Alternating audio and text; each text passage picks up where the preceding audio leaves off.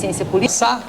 Um panorama da situação mundial depois desses ataques terroristas aos Estados Unidos, que também estão tendo essa imensa repercussão pela brutalidade que foi, né? Porque agora começam a mostrar outros atentados terroristas, você vê que o terror é uma coisa tão brutal que já está incorporada ao cotidiano. Você vê que tem atentados terroristas, eu até me informar sobre isso, mas me parece que quase que diariamente, em algum lugar do mundo, tem um atentado terrorista. Não do porte desse que aconteceu agora.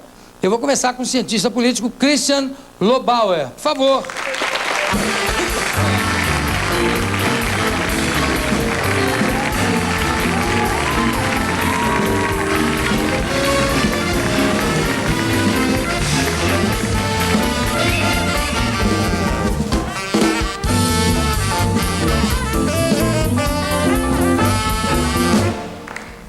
O primeiro sinal é para o Sexteto, o segundo é para o Bira, que é para ele não ter dúvidas.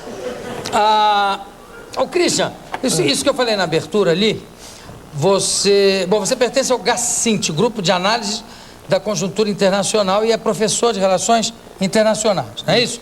Isso que eu falei aí na abertura, eu falei bobagem, não? Que quase que diariamente tem algum atentado terrorista em algum lugar? Tem, e tem atentados terroristas de uma nova categoria, que é o chamado novo terrorismo, né? Que é o terrorismo que caracteriza a época da pós-89 e 90, que é um terrorismo completamente diferente do tradicional, que caracterizou todo o século XX, pelo menos. Qual seria essa diferença? Que tem a seguinte característica: o terrorismo chamado o velho terrorismo é um terrorismo que é fácil de se definir. É um terrorismo que tem origem nacionalista ou tem origem ideológica. Fácil de identificação. Por exemplo, imagina os atentados terroristas dos anos 10 e 20. Argélia, na Guerra da Argélia, por exemplo, na Guerra de Libertação da Argélia. Aí já é nacionalista, certo? Ou o caso do ETA, o caso do IRA, que permanecem acontecendo, são nacionalistas. No Vietnã também, né? As bombas nos restaurantes em Saigon, não sei o quê, tudo nacionalista. Ou, na época do Vietnã, no regime da bipolaridade, eram atentados caráter ideológico, por exemplo, as Brigadas Vermelhas dos anos 70. Tudo bem, e tal. Mas também ideológico, tracinho nacionalista também, né? Quer dizer, também, mas era fácil de identificação. Certo. O que aconteceu, e isso é científico, quer dizer, se observa desde 1990, a permanência de existência de vários atentados terroristas da mesma linhagem, mas um aumento enorme de ataques da seguinte característica: ataques que acham de Unabomber, por exemplo, ou indivíduos que fazem ataques sem ter nenhuma convicção mensurável. Por exemplo, o sujeito acha que o mundo vai acabar, então faz um atentado terrorista. Bom, mas isso também, esse tipo que você está falando, Christian, só para esclarecer bem a coisa e também para eu ficar bem informado a respeito. Esse tipo de... vamos colocar aí um terceiro tipo de atentado terrorista, não sei se você concorda, que é o atentado psicoterrorista, quer dizer, aquele cara psicopata que acontecia e acontece muito nos Estados Unidos, agora outro dia aconteceu na Suíça, mas do cara que sobe numa torre com uma metralhadora e porque ele é um cara que foi abandonado depois da Guerra do Vietnã, ele vai lá e metralha uma opção de gente lá embaixo. O Unabomber, o cara que entra e se explode, o cara que entra no supermercado, mata uma opção de gente e dá um tiro na cabeça. É também um atentado terrorista, mas é que eu chamaria de psicoterrorista, que também não se enquadra nesse novo tipo de atentado, porque esse também já tem tempo. Esse do psicoterrorista, do cara que... Já tem, enfim, né? Esse vai sempre existir. Mas eu acho que o que se inclui nesse novo grupo, por exemplo, são os hackers, né? Que são figuras, indivíduos que não têm nenhum idealismo, ou não têm nenhum grupo de ideias que querem defender. O que eles fazem? Destroem um sistema de dados. Simples prazer, né? Mas então, e que geralmente são adolescentes, né? O jovem e tal, Porque o jeito precisa ter um tempo, precisa se dedicar para fazer aquilo, um tempo disponível enorme, né? E são, enfim, esse novo terrorismo tem várias caras, ou nenhuma cara definida, né?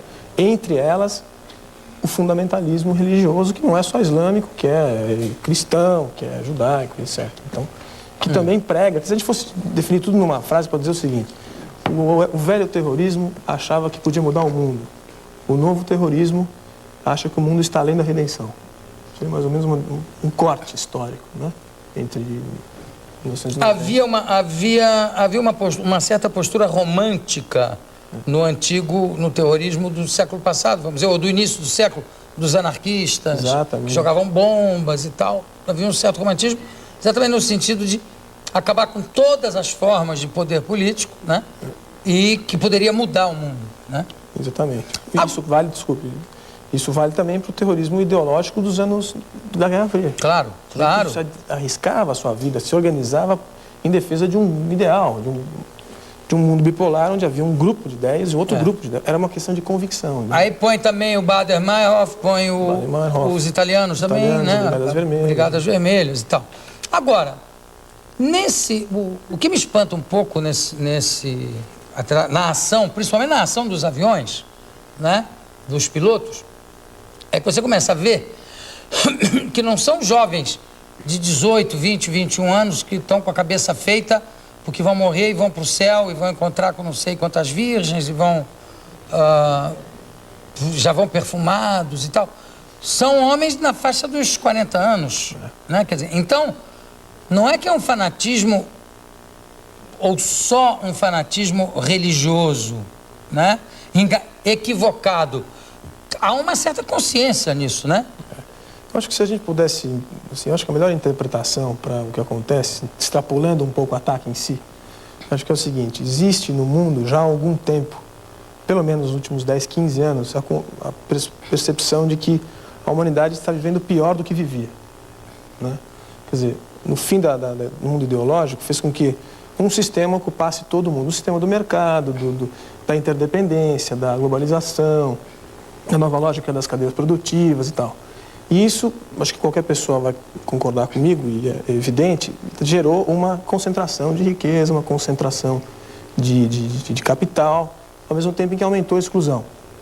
Eu quero dizer o seguinte: existem bolsões, João, existem até continentes, no caso africano, por exemplo, que se excluem de um sistema que se perpetuou. Totalmente. E existe muita gente insatisfeita, né? E outra coisa, só para complementar o que você está dizendo, talvez eu acho que essa distribuição de riquezas injusta e esses bolsões de miséria, até continentais, etc., eu acho que sempre existiram. O que eu acho que o grande elemento modificador é que agora esses bolsões têm acesso à informação de saber que tem gente que está vivendo muito melhor. E já há algum tempo. Quer dizer, as comunicações levaram essa informação com uma rapidez que o sujeito lá no interior da África diz assim: mas peraí, como globalização? E eu?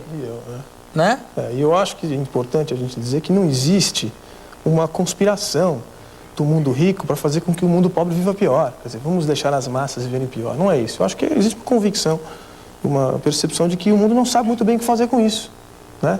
Como é que você abriga esses grupos? Como é que você incorpora essa parte do mundo que não está fazendo parte? Pelo menos 3 bilhões de pessoas no mundo vivem com $1 por dia. Quer dizer, é uma coisa impressionante. Qual é a conclusão? Quer dizer, quando a gente tira, qual é a associação que tem com o terrorismo? É que uma parte pequena desses grupos age de forma violenta. E a gente porque tem consciência dessa disparidade, né? Exatamente. E a gente pode dizer que boa parte dos novos atentados terroristas faz parte de uma insatisfação, não se sabe exatamente contra o quê, mas simbolicamente contra a grande nação que está vivendo muito bem há um bom tempo, que são os Estados Unidos da América. Então, uma associação um pouco simbólica e artificial de que os americanos são o símbolo daquilo que vai bem, a culpa é deles. Então, tem essas manifestações frequentes de queima-bandeira, e etc., anti-americanas. E também, peraí, além disso, tem a presença dos Estados Unidos nesses pontos estratégicos do Oriente Médio, por exemplo, né? Onde tem petróleo, onde tem coisas de grande interesse mundial, tem bases americanas. Quer dizer, não é que é um ódio que é provocado de uma coisa que está longe, é um ódio provocado de uma coisa que está lá perto. Não, né? E muitas vezes... Quer dizer, eu acho importante dizer o seguinte: muita gente está dizendo assim, bem que os americanos mereciam. Isso eu acho que é uma coisa muito ruim. Isso é terrível. Inclusive, o que eu estou repetindo exatamente um ponto de vista muito parecido com o que eu vi do Walter Cronkite, que tem 85 anos.